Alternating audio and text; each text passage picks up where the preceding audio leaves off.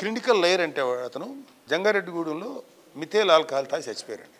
Ethanol alcohol అంటే అయితే ethanol అంటే చెరుకు నుంచి వచ్చేది ఇది safe. Methyl is also alcohol it I think it derive from petroleum నుంచి వస్తుంది. అది మత్తుకు ఏమైనా ఉండొచ్చేమో కానీ ఇట్ ఈస్ వెరీ డేంజరస్. అది ఏమాత్రం ఒక 100 ml తాగినా లోపలికి వెళ్ళి ఈ అన్నవాహిక నుంచి పేగుల దాకా కాలిపోయిన రబ్బర్ ట్యూబులు అయిపోతాయి. అందరూ పాపం చేపల మార్కెట్లో కోళ్ళు కోసుకునే అతను, పెయింట్లు వేసుకునేవాళ్ళు వీళ్ళు సార్ వాళ్ళందరూ వచ్చి భోంచేశారు. సారీ మందు తాగారు. అది ఎవడు అమ్మాడు. అమ్మితే దాదాపు 32 మంది చచ్చిపోయారు.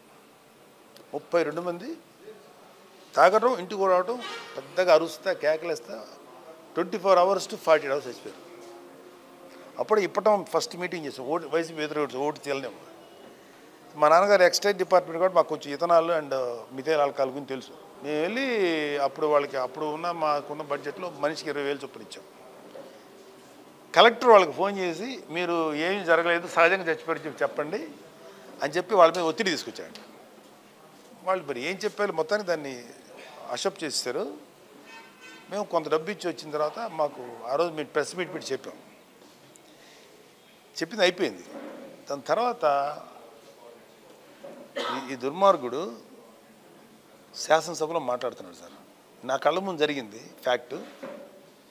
నాకన్నా ఇంకా విట్నెస్ లేడు కదా పాప. Women sir, women are suffering. కొడుకులు పోగొట్టుకొని, తండ్రిని పోగొట్టుకొని, బిడ్డలు పోగొట్టు చచ్చిపోయిన వాళ్ళందరూ వయసు సహజంగా ప్రతి ఊళ్ళో పోతూ ఉంటారు. అట్లా పోయిన వాళ్ళే ఎవరు మిథైల్ ఆల్కహాల్ తాగి చచ్చిపోలేదు, కల్తీ సరా తాగి చచ్చిపోలేదు.